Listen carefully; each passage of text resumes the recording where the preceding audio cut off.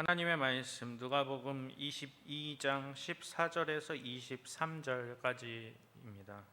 신약 성경 134쪽에 있습니다.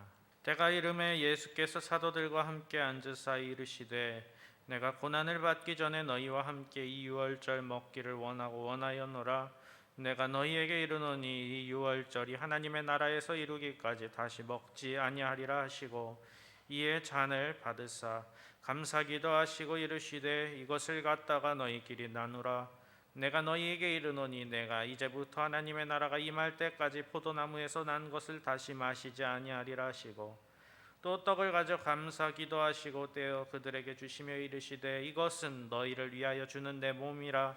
너희가 이를 행하여 나를 기념하라 하시고 저녁 먹은 후에 잔도 그와 같이 하여 이르시되 이 잔은 내 피로 세우는 새 언약이니 곧 너희를 위하여 붓는 것이라.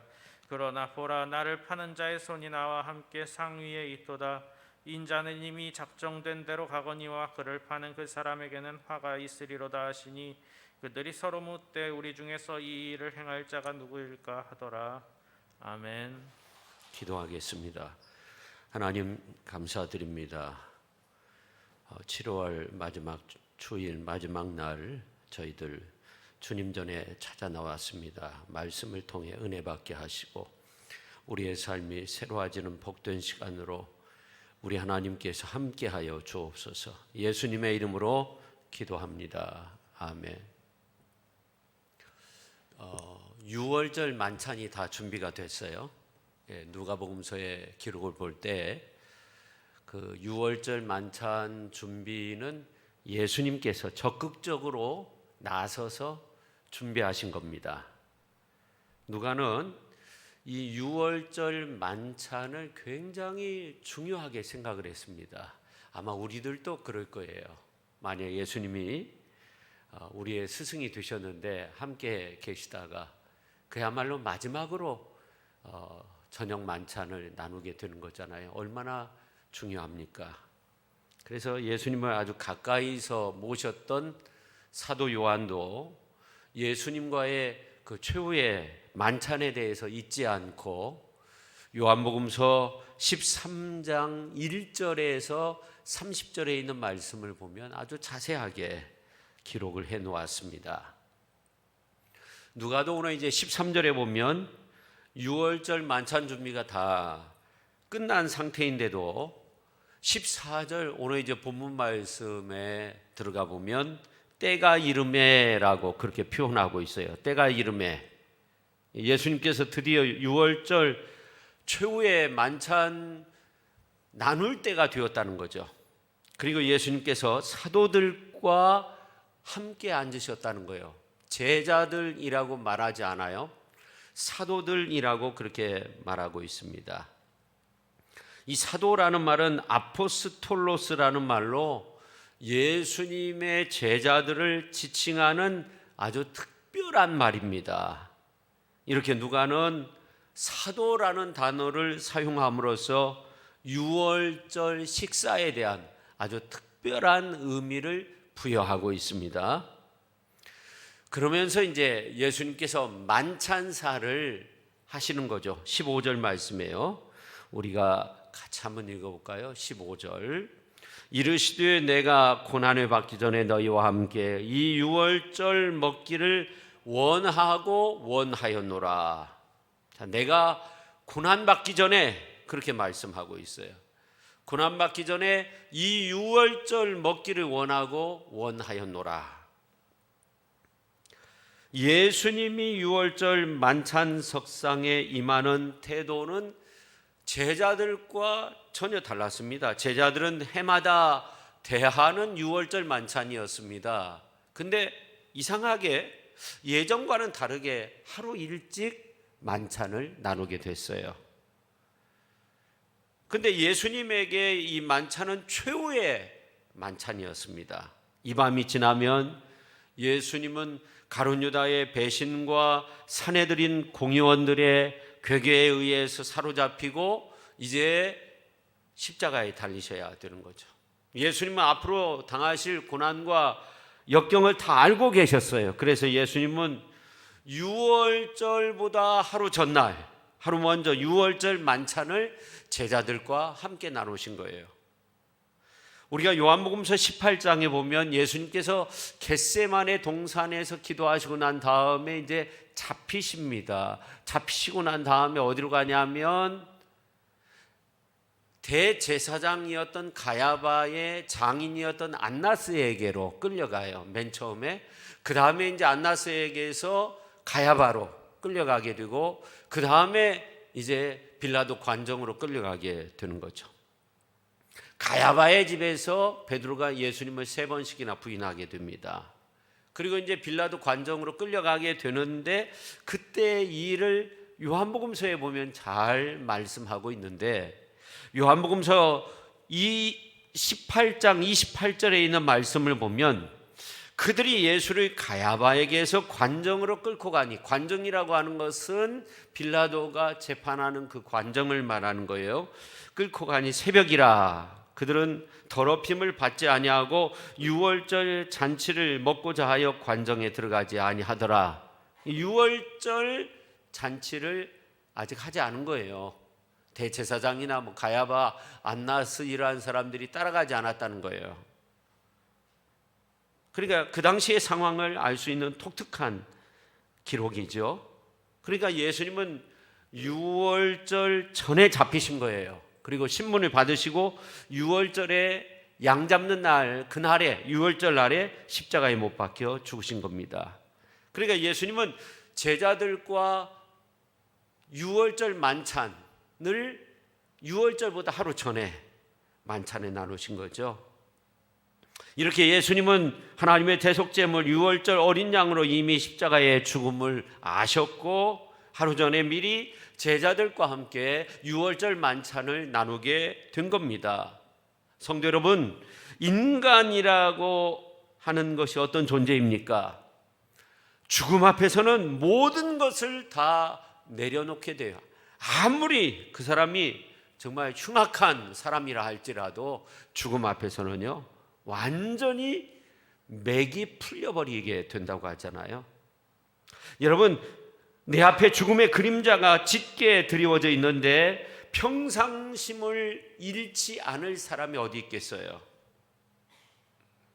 미국에서 이런 통계가 나온 적이 있어요. 제2차 세계대전 당시에 전쟁터에서 전사한 군인들이 30만 명 정도 되었다고 하는데, 남편이나 자식을 전쟁터에 보낸 후에 가족의 죽음을 두려워해가지고 염려, 근심, 불안, 초조한 나머지 심장마비로 죽은 사람이 적어도 100만 명 이상이 된다는 거예요. 놀랍죠? 이렇게 어떤 죽음에 대한 염려, 두려움은 어떤 무기보다도 무서운 위력을 발휘합니다. 그런데 예수님은 죽음 직전까지 내디뎌야 할 그 발걸음을 멈추지 않았어요. 그러므로 예수님을 따르는 믿음의 사람들의 행보도 고난이 임박했다 할지라도 결코 믿음의 발걸음을 멈추지 않아야 된다는 거죠. 잠언서에 보면 의인의 발걸음은 7번 넘어져도 다시 일어난다고 했습니다. 다니엘의 세 친구 사드락, 메삭과 아벳느고를 보십시오. 뜨거운 불뭇불 그 앞에 서 있어도 믿음의 행보를 중단하지 않았어요. 다니엘 보십시오. 사자굴 어귀가 코앞에 있었어요. 그러나 자기의 기도의 행보를 멈추지 않았습니다. 요셉 보십시오. 감옥 길이 보이지만 보디발의 아내의 유혹에 넘어가지 않았습니다.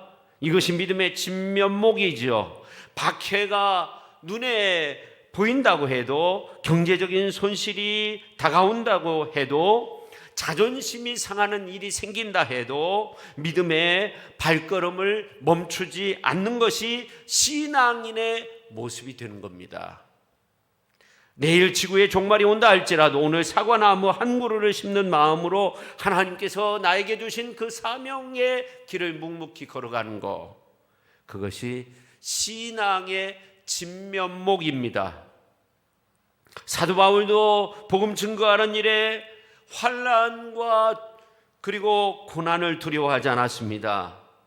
그래서 사도행전 20장에 있는 말씀을 보면 23절에 오직 성령이 각 성에서 내게 증언하여 결박과 환난이 나를 기다린다 하시나 내가 달려갈 길과 주 예수께 받은 사명 곧 하나님의 은혜의 복음을 증언하는 일을 마치려 하면 나의 생명조차 조금도 귀한 것으로 여기지 아니하노라. 그렇게 말씀했어요. 진정 이 믿음의 사람은 짙은 어두움을 뚫고 솟아오르는 저 찬란한 태양을 바라볼 수 있는 겁니다. 오늘 이제 본문 16절에 있는 말씀을 보면 주님은 내가 너에게 이르노니 이 유월절이 하나님의 나라에서 이루기까지 다시 먹지 아니하리라 하시고 그렇게 말씀하고 있어요. 또 18절에 있는 말씀에 보면 내가 너에게 이르노니 내가 이제부터 하나님의 나라가 임할 때까지 포도나무에서 난 것을 다시 마시지 아니하리라 하시고, 성도 여러분, 여기에서 예수님이 강조하고자 하는 것이 무엇일까요? 포도나무입니까? 포도나무에서 나오는 그 어떤 것도 내가 먹지 않겠다. 근데 우리는 어떻게 생각을 하냐면 예수님이 포도나무에서 나는 거 먹지 않는다고 했는데 예수님이 십자가상에서 신포도주를 왜 입에 대셨지? 이러한 질문을 하는데 관심을 두어요. 성도 여러분, 당시 상황은 희망이 넘쳐나는 그러한 상황이 아닙니다. 예수님의 죽음이 기정사실화되어서 가고 있었어요. 시시각각 숨통을 조여오는 그러한 시각입니다. 6월절 식사조차 숨어서 먹지 않으면 안 될 정도로 상황은 악할 일로에 치닫고 있었습니다. 그러나 예수님께서 하나님의 나라가 임박해 오고 있다는 것을 말하고 있는 겁니다. 이제 조금 후에 있을 하나님의 나라에 대한 기대를 말씀하고 있는 겁니다. 그렇습니다. 상황이 아무리 암울할지라도 미래에 대한 믿음과 소망이 있는 사람은 하나님의 나라에 대한 희망으로 넘쳐나게 되는 거죠. 꿈을 꾸게 되는 겁니다. 그러므로 성도 여러분, 지금의 상황이 너무 힘들고 어렵습니까? 견디지 못하고 결국은 다 무너져 내릴 것 같습니까? 어둠 저 너머에 힘차게 솟아오르는 태양과 같은 그 하나님의 나라를 우리가 바라볼 수 있어야 돼요. 하나님의 나라를 바라볼 수 있어야 돼요. 히브리서 기자는 믿음은 바라는 것들의 실상이요 보지 못하는 것들의 증거라고 했습니다. 실상이 잡히지 않고 보이지 않을지라도 믿음의 사람들은 그것을 바라보는 겁니다. 하나님의 나라의 실상을 감지하는 겁니다. 하나님의 나라를 바라보는 겁니다. 이것이 참 믿음의 사람의 모습이죠. 믿음의 사람은 저 짙게 몰려오는 검은 구름만을 바라보는 것이 아니라 구름 너머에 있는 태양을 바라보는 거예요. 그래서 사도 바울은 이런 고백을 해요. 우리가 소망으로 구원을 얻었음에 보이는 소망이 아니니 보는 것을 누가 바라리요? 만약 우리가 보지 못하는 것을 바라면 참음으로 기다릴지니라. 보지 못하는 것이 무엇입니까? 하나님의 나라를 바라면 인내하면서 기다려야 된다는 거예요. 그래서 그 고난과 역경 가운데 우리는 하나님의 나라를 바라보는 거죠. 아브라함도 바랄 수 없는 중에 바라고 견디었습니다. 그러므로 저와 여러분은 이러한 소망과 믿음의 안목으로 어떤 고난도 견디고 이겨낼 수 있는 강한 믿음의 소유자들이 될 수 있어야 하는 거죠. 생각하건대 현재 고난은 장차 우리에게 나타날 영광과 비교할 수 없어요. 우리에게 나타날 영광, 그게 무엇일까요? 하나님 나라의 영광 아닙니까? 그거와 전혀 비교할 수 없는 거예요. 그래서 히브리서 기자는 믿음의 주요 또 온전케 하시는 이 예수를 바라보자 했습니다. 오늘 19절 말씀을 보면 예수님께서 유월절 만찬 도중에 떡을 뗍니다. 드디어 떡을 떼어서 주시면서 말씀하세요. 19절 말씀 같이 한번 읽도록 하겠습니다. 누가복음서 22장 19절 말씀. 또 떡을 가져 감사기도 하시고 떼어 그들에게 주시며 이르시되 이것은 너희를 위하여 주는 내 몸이라. 너희가 이것을 행하여 나를 기념하라 하시고. 아멘. 성도 여러분, 택함받은 제자들이 하나님의 독생성자 예수 그리스도의 몸과 마음과 정성, 그 예수님께 먼저 우리의 것을 바치는 것이 사실은 순서이죠. 택함받고 구원받은 하나님의 백성이기 때문에 하나님의 아들 예수님께 뭔가를 먼저 드릴 수 있는 것이 순서인데, 예수님은 성만찬 석상에서 떡을 떼어주시면서 이것은 너희를 위하여 주는 내 몸이다, 그렇게 말씀하셨어요. 우리는 어떤 마음과 생각 속에서 주님께 드리고자 하는 마음이 전혀 없었을 때예요.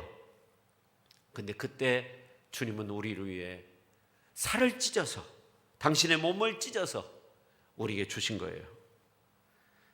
예수님은 우리가 아직 죄인되었을 때 우리를 위해 자기 몸을 십자가 상에서 찢으신 거예요. 이것이 바로 우리를 향한 하나님의 사랑의 진면목이죠. 예수님은 우리가 충성하기 전에, 우리가 예수님을 사랑하기 전에 우리를 사랑하셨어요.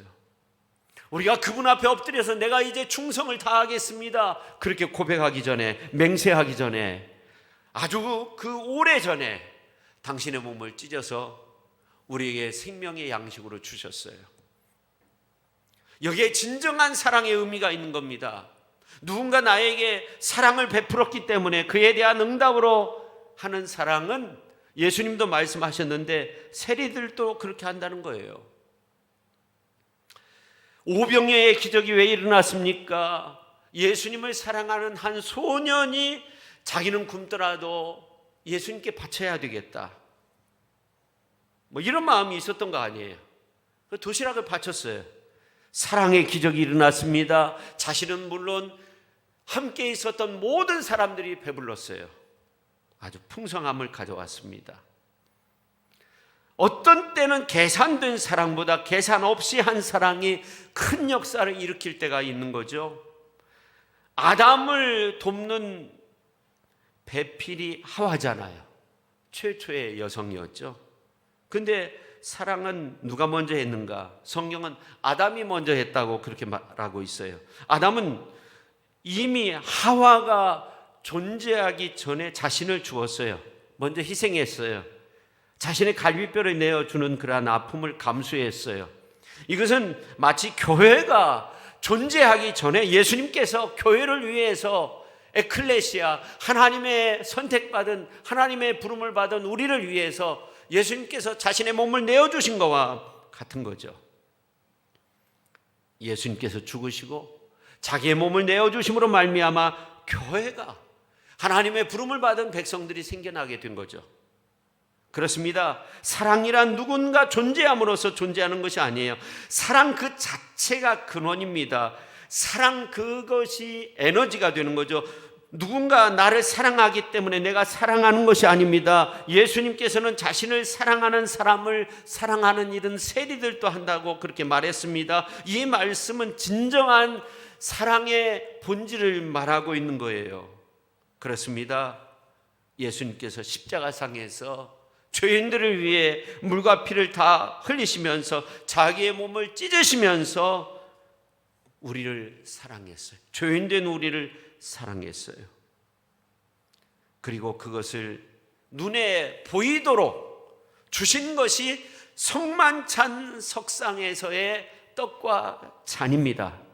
그러므로 우리는 성만찬을 대할 때 진정한 주님의 사랑을 깨달아야 하는 거죠.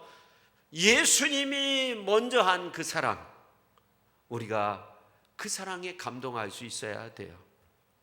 예수님의 사랑에 견딜 수 없어서 우리들도 예수님의 그 사랑을 본받아서 이웃을 사랑할 수 있어야 되는 거죠.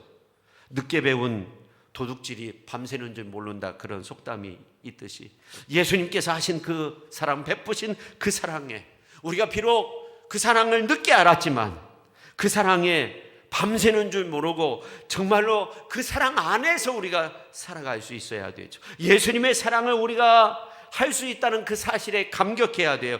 그 사랑을 할 수 있도록 기회를 주시고 능력을 주신 하나님 아버지께 감사하는 마음으로 우리가 먼저 사랑해야 되고 나중까지 사랑할 수 있는 그 사랑의 마음을 품고 우리가 살아갈 수 있어야 되는 겁니다. 이렇게 예수님은 성만찬을 통해 구약의 언약을 새 언약, 신약이죠. 신약으로까지 확장시켰어요. 그래서 오늘 이제 19절 20절 말씀 보면 예수님께서 최후의 만찬 6월절 석상에서 이제 만찬을 새롭게 제정하시는 그러한 장면이 나오는데, 여러분 6월절은 구약에서 그야말로 구원을 예표하는 대표적인 그러한 사건이에요. 그런데 이 6월절은 그것으로 끝나지 않고 하나님의 어린 양이신 우리 주 예수님께서 오셔서 택한 백성을 죄와 사망 가운데서 구원하여 주실 것을 예표한 사건이에요. 그러니까 예수님을 예표한 사건이 구약에서의 6월절이 되는 겁니다. 그래서 예수님께서는 구약의 6월절 양이 예표했던 그 실체로서 인류 구원을 위해서 예수님께서 6월절 만찬 석상에서 6월절의 기념의 법을 성만찬의 법으로 바꿨어요. 그래서 그냥 6월절로 끝나지 않고 이제 그 6월절을 지키는 그날에 그 밤에 성만찬 법으로 자기의 몸과 자신의 피를 우리에게 주신 그것을 기념하도록 했습니다. 그래서 이 성만찬 제정이 중요한 것은 오늘 이제 말씀에서 보면 예수님께서 사도들과 함께 앉으셨다고 그렇게 표현하고 있잖아요. 이게 이 성만찬의 어떤 제정이 참 중요한 것은 구약 시대는 제한적이고 불안정한 어떤 그 구원이 이루어졌다고 한다면 이제 신약 시대 예수 그리스도께서 십자가상에서 죽으심으로 말미암아 완벽한 구원을 우리에게 주신 줄로 믿으시기를 바랍니다. 할렐루야.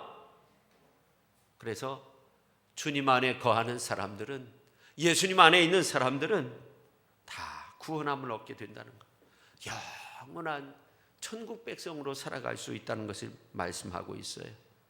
그래서 우리가 이 성찬에 참여할 때마다 우리가 이 성찬의 의미를 귀하게 여길 뿐만 아니라 우리를 위해서 피 흘려 죽으신 예수 그리스도를 향해서 감사의 마음을 가져야 됩니다. 그래서 이 성찬에 참여한다는 것은 예수님의 살과 피를 먹는 것이고 그리스도와 하나로 연합된다는 것을 의미하는 거예요. 다시 말해서 우리가 성찬에 참여함으로 그리스도의 고난과 영광까지도 함께 참여하는 것을 의미하는 거예요. 그렇습니다. 우리는 성찬을 통해 그리스도와 연합함으로 그와 함께 십자가상에서 죽고 또한 그와 함께 부활하여 하늘 영광을 얻게 되는 거죠. 단순히 기념하는 의식으로 끝나는 것이 아닙니다. 우리는 성찬식을 통해 주님의 죽으심을 체험하고 그리고 부활과 영생을 체험하게 되는 겁니다. 물론 어떤 사람들은 말해요. 성찬식 때 대하는 떡이나 포도주가 실제로 가톨릭에서는 예수님의 살과 피다 뭐 그렇게 주장하기도 하는데 그런 건 아니죠. 우리가 떡과 포도주를 마신다고 해서 실제로 주님의 십자가의 죽음과 부활을 체험하게 되는 것도 아니죠. 그러나 중요한 것은 뭐냐면 그 이상의 중요한 의미가 있다는 거예요. 그래서 예수님께서 요한복음서 6장에 보면 예수님의 성만찬에 대한 아주 소중한 말씀을 하신 적이 있어요. 6장 55절 56절 말씀, 중요한 말씀이에요. 내 살은 참된 양식이요 내 피는 참된 음료로다. 내 살을 먹고 내 피를 마시는 자는 내 안에 거하고 나도 그의 안에 거하나니. 그랬어요. 참된 양식, 참된 음료. 우리는 성찬식에 참여하고 주님의 십자가의 구속의 사건을 기념하면서 주님께서 우리 대신 죽으시고 부활하신 사실을 믿음으로써 주님과 연합하여 영적으로 우리가 주님의 죽으심, 주님의 부활에 참여하게 되는 겁니다. 그래서 이 유월절 만찬이 중요한 거죠. 그래서 사도 바울은요, 고린도전서 10장 16절에서 우리가 축복하는 바 축복의 잔은, 축복의 잔 뭘까요? 우리가 성만찬 때 대하는 잔, 그리스도의 피에 참여함이 아니며 우리가 떼는 이 떡, 그리스도의 몸에 참여함이 아니냐 그랬습니다. 그래서 우리가 이 성만찬을 요즘 코로나로 인해서 참 대할 수 없다는 것이 가슴 아픈 일인데, 주님과 하나 연합되고 영적으로 정말 주님께서 얻으신 하나님의 영광도 우리가 바라볼 수 있는 거죠. 약속받게 되는 겁니다. 근데 참 놀라운 것은요, 이렇게 예수님께서 참 중요한 예식이죠. 유월절 만찬을 이제 하루 앞당겨서, 다른 때보다 하루 앞당겨서 이제 제자들과 함께 만찬을 나눌 때 성만찬을 제정하셨어요. 근데 그때 놀랍게 20절에 보면 예수님께서 이런 말씀하십니다. 자, 20절 말씀, 우리가 21절 말씀 같이 한번 읽어보죠. 21절, 그러나 보라, 나를 파는 자의 손이 나와 함께 상위에 있도다. 자, 이 자는 내 피로 세운 새 언약이라고 말씀하셨어요. 굉장히 중요한 말씀이에요. 생명의 양식, 생명의 음료를 우리에게 이제 기념하도록 제정하시는 그 장소에 굉장히 충격적인 말씀을 하십니다. 그러나 보라, 나를 파는 자의 손이 나와 함께 상위에 있다 하는 거예요.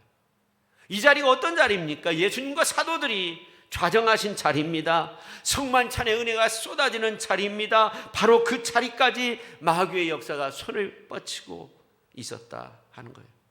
여러분, 그런 것 같아요. 정말 언제든지 은혜만 강하게 역사하고 은혜 역사만 충만하면 얼마나 좋겠어요. 은혜만이 우리를 적시고 은혜만이 우리를 변화시키고 은혜만이 우리의 삶을 주장하면 얼마나 좋겠어요. 근데 그 은혜의 자리에도 사탄의 역사가 있다는 거예요. 그래서 우리가 은혜의 자리에 있다 생각될 때도 항상 우리 자신을 돌아보는 것이 중요합니다. 각성해야 되는데 그게 바로 회개이겠죠. 회개해야 된다는 거죠. 우리는 흔히 이런 생각을 해요. 은혜 받지 못한 사람이 회개하는 거지, 은혜 받은 사람이 무슨 회개하냐, 성령 받은 사람이 무슨 회개하냐. 이단들은 또 그렇게 가르치기도 해요. 그러나 그렇지 않아요. 베드로가 예수님께 엄청난 칭찬을 받습니다. 천국 열쇠를 내가 주겠다고 약속을 받습니다. 이제 너가 이제 교회를 세우는데 이제 음부의 권세가 침노하지 못하도록 지켜주겠다. 그런 놀라운 칭찬을 받습니다. 이것을 알게 한 이는 혈육이 아니라 하늘에 계신 내 아버지께서 이걸 알게 했다. 베드로가 얼마나 칭찬을 받았어요. 그 신앙 고백 이후에. 근데 그 가운데 베드로가 인간적인 생각이 속으로 가득 차게 되죠. 예수님이 십자가의 길을 이야기했을 때 결코 이러한 일이 일어나지 않는다고 사탄이 틈타온 거예요. 그 은혜의 자리에.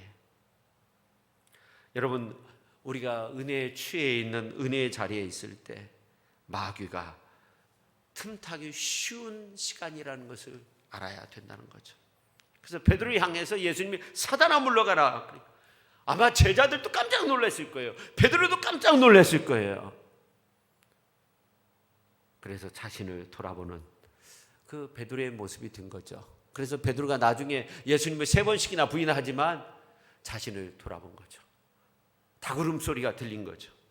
그러나 가룟 유다는 그걸 하지 못한 거죠. 오늘 이제 21절에 보면 그러나 보라, 나를 파는 자의 손이 나와 함께 상위에 있도다, 그렇게 말씀하세요. 근데 22절 전반절에 있는 말씀을 한번 보세요.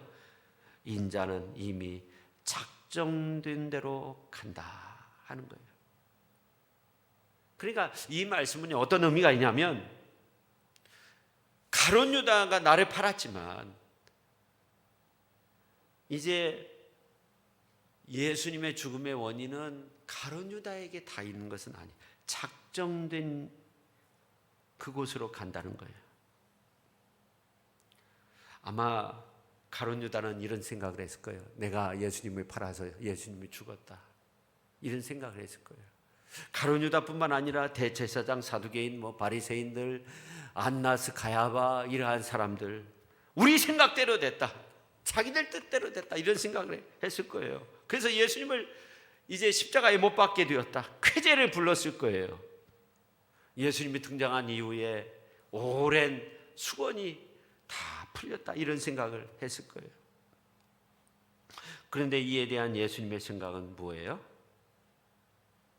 예수님께서 하나님과 더불어 이미 만세 전에 결정한 거라는 거죠. 근데 우리가 한번 생각해 보면, 그러면 가룟 유다의 잘못은 없는 건가? 대제사장이나 그 당시에 예수님을 향해서 십자가에 못 박으라고 외친 사람들의 잘못은 없는 것인가? 이런 생각도 할 수 있어요. 근데 우리가 생각해야 될 것은요, 이 이사야서 55장 8절 9절에 있는 것처럼 이는 내 생각이 너희의 생각과 다르며 내 길은 너희의 길과 다름이니라. 여호와의 말씀이니라. 이는 하늘이 땅보다 높음 같이 내 길은 너희의 길보다 높으며 내 생각은 너희의 생각보다 높다. 그러니까 우리의 생각과 하나님의 생각의 차이가 너무나도 많이 나는 거죠. 우리는 우리 행위의 주체를 나로 생각해요. 모든 것을 내가 했고 내 뜻대로 했다고 좋아합니다. 내 공로만을 생각합니다. 그러나 그 이면에는 하나님의 뜻과 계획이 있다는 것을 알아야 돼요. 그래서 우리는 좋은 일이든 나쁜 일이든 거기에 담겨있는 하나님의 경륜을 발견하기 위해서 정말 겸손하게 하나님 앞에 엎드리는 그런 자세가 필요한 거죠. 가룟 유다가 예수님의 가르침을 잘 듣고 예수님께서 하신 말씀을 잘 듣고 또 예수님의 그 죽음에 담겨있는 의미가 무언가를 가룟 유다가 정말 알았다고 한다면 가룟 유다가 절대로 예수님을 팔 수 없는 거죠. 어떻게 팔 수 있겠어요? 예수님이 나를 위해서, 우리를 구원하기 위해서 죽으신다고 하는데 내가 어떻게 예수님을 죽일 수 있겠어요? 예수님을 팔 수 있겠어요? 못 팔죠. 그래서 오늘 22절 말씀 우리가 같이 한번 읽어볼까요? 22절. 자, 시작. 인자는 이미 작정한 대로 가거니와 그를 파는 그 사람에게는 화가 있으리로다 하시니. 가룟 유다에게는 화가 있다는 거예요. 어떤 분들은 이런 생각을 할 수가 있어요. 그럼 가룟 유다가 촉매제의 역할을 빨리 해서 예수님이 십자가에 빨리 못 박힌 거 아니냐, 그렇게 주장하는 사람들도 있을 수 있겠죠. 그러나 잘못된 생각이에요. 유다에게 화가 있을 거라는 그 말씀을 분명히 예수님께서 하셨어요. 이 말은요, 어떠한 경우에도 인간의 불의한 것이 하나님의 의에 기여할 수 없는 거예요. 인간의 불의함이 그에게는 화가 있다는 거예요. 빌라도가 예수님을 십자가에 못 박았기 때문에 구속사의 공로자가 될 수 있습니까? 그렇잖아요. 대제사장, 서기관들, 사두개인들, 그 당시에 종교 지도자들 예수님을 십자가에 못 박으라고 외치고 그렇게 만들었으니까 그들 위해 감사해야 됩니까? 그렇잖아요. 나답과 아비후가 다른 분으로 분향했을 때 하나님께서 받지 않으신 그런 하나님이에요. 사울이 아멜렉과의 전쟁에서 하나님 앞에 드린다고 해가지고 기름진 양, 소 이러한 거 기뻐하지 않으신 하나님이세요. 그런데 하물며 인간의 불의로 하나님의 의에 기여할 수 있다? 절대 그렇지 않아요.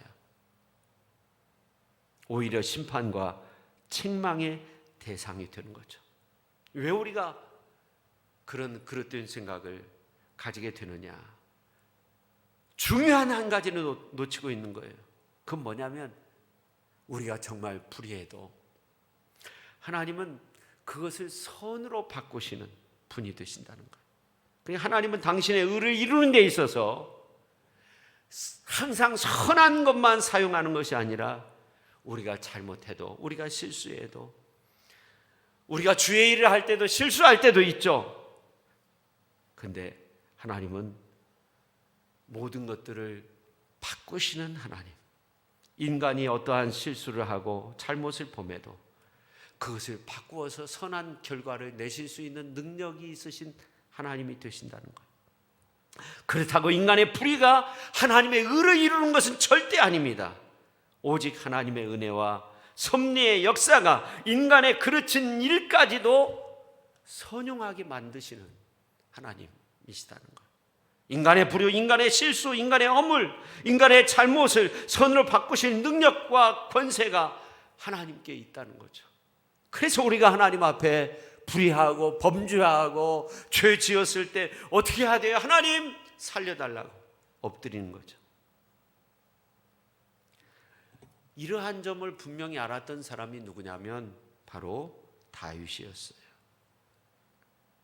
그래서 이 다윗이 주변 사람들이 사울을 막 죽이라고 그러잖아요.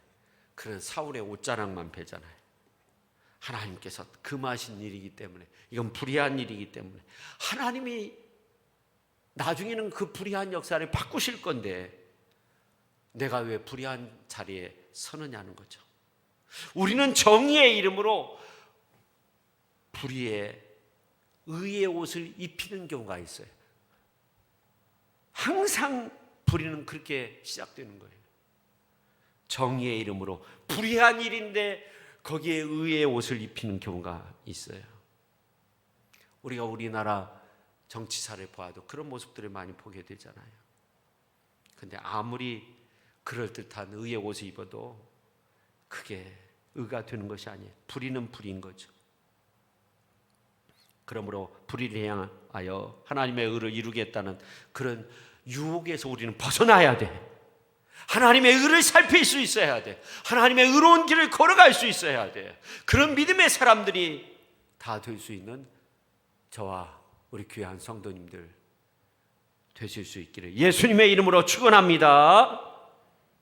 자, 이 고난의 때, 이 어려운 때 우리가 정말 예수님 닮아야 되는데 우리 예수님의 모습을 보니까 유월절을 예비했어요. 미리 예비했어요. 유월절을 먹기 원하고 원한다 그랬어요. 유월절 이 고난에 대해서 담대했어요. 더 나아가 17절에 있는 말씀을 보면 주님의 핏잔을 대할 때도 감사 기도했어요. 19절에 있는 말씀을 보면 주님의 찢기신 몸을 대할 때도 떡을 가져 감사 기도했어요. 주님께 고난은 어두움이 아니었어요. 밝음이었어요. 근데 가룟 유다는 달라요. 요한복음서 13장 30절에 보니까 유다가 그 조각을 받고 빵 조각이에요. 나가니 밤이 되었다는 거예요. 그에게는 어둠이었어요. 예수님은 떡이 감사였어요. 가룟 유다는 빵 조각인데도 어둠이었어요. 성도 여러분, 지금 여러분의 인생이 모든 것이 어두움입니까? 예수님이 인생 중에 있으면 은혜가 되는 거예요. 고난도 은혜가 되는 거예요. 예수님은 감사했어요. 그래서 사도 바울은 로마서 8장 18절 하반절에 보면 우리가 그와 함께 영광을 받게 할 고난도 함께 받아야 할 것이니라 그랬어요. 주님은 고난 받는 만큼 은혜를 더해 주세요. 고난 받는 만큼 주님은 영광을 더해 주세요. 그래서 지금은 고난의 때인데 이 고난의 때가 은혜의 때예요. 더욱더 큰 영광을 우리가 덧입을 때예요. 바로 지금 이 때가 그런 때예요. 근데 예수님께서 이제 유월절 만찬을 다 마치시고 마지막에 어떤 일을 하셨는가? 마가복음서 14장 26절에 보면 이에 그들이 찬미하고 감람산으로 가니라. 맨 마지막에 그 일을 하셨어요. 유월절 잔치 자리 끝장면이에요. 다 마치고 어떻게 해요? 감람산으로 가셨다는 거예요. 겟세마네 동산으로 가시는 거죠.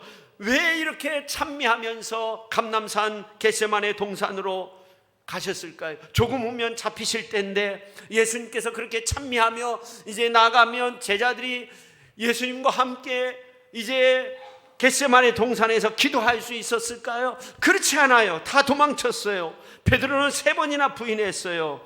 근데 성경은 찬미했다고 그렇게 말하고 있어요. 이유는 한 가지예요. 주님의 모습이 너무나 아름다웠다는 거예요. 유월절 만찬을 마치고 그리고 이제 핏잔 그리고 몸을 찢어서 주는 떡을 함께 나누는 그 일을 하시고 난 다음에 예수님이 찬미하고 감람산으로 가시는 그 모습을 너무나 아름다운 거예요. 제자들이 볼 때 너무나도 영광스러운 거예요. 찬송이 저절로 나올 정도로 그 아름다운 모습이에요. 여러분, 주님과 함께 있으면 고난도 아름다운 거예요. 그 고난의 때에 팬데믹으로 인해서 얼마나 치명적인 어려움이 있었습니까? 그 고난의 때 주님의 몸된 교회 나와 하나님 앞에 예배드리고 기도하는 자의 그 모습, 우리가 잘못됐다고 평가하는 것은 너무한 거죠. 여러분, 신앙이 가장 아름답게 드러낼 때가 언제인가? 바로 고난의 때예요. 교회가 이런 어려운 때 하나님 앞에 찬양하고 기도하고 예배하고 함께 모여서 예배하고 선교하고, 이러한 어려운 때 이제 그 어려운 나라에 가서 하나님의 복음을 전하고, 고난의 주님 때문에 우리는 더욱더 아름다운 모습의 성도가 될 수 있고 교회가 될 수 있다는 거 여러분 기억하시고, 우리 예수님처럼 그렇게 찬미하며 십자가의 길을 걷는, 고난의 때이지만 어려움의 때이지만 오늘 이제 식사하실 때, 떡을 뗄 때, 잔을 나눌 때 감사하셨던 그 모습, 그리고 찬미하고 감람산으로 가셨던 그 모습에 그 훌륭한 신앙의 믿음의 길을 걷는, 믿음의 고난의 잔을 마시면서 주님을 따라갈 수 있는 저와 여러분 모두가 될 수 있기를 예수님의 이름으로 축원합니다. 기도하겠습니다. 하나님 아버지, 감사드립니다. 이 고난과 어려움의 때 우리가 살고 있습니다. 주께서 함께하여 주시고 어려움 속에서도 주님 감사하시고 찬미하셨던 그 모습을 우리가 기억하면서 언제나 주께 영광 올려드리는 우리 모두가 되게 하시고, 어려울 때 정말 아름다운 모습을 보일 수 있는 훌륭한 믿음의 삶의 모습이 우리 가운데 있게, 예수님 향기가 드러나고 예수님 닮은 저희들 되게 하여 주옵소서. 감사하시고 찬미하시고 십자가의 길을 걸으신 그 주님의 모습을 본받는 우리가 되게 하시옵소서. 예수님의 이름으로 기도하옵나이다. 아멘.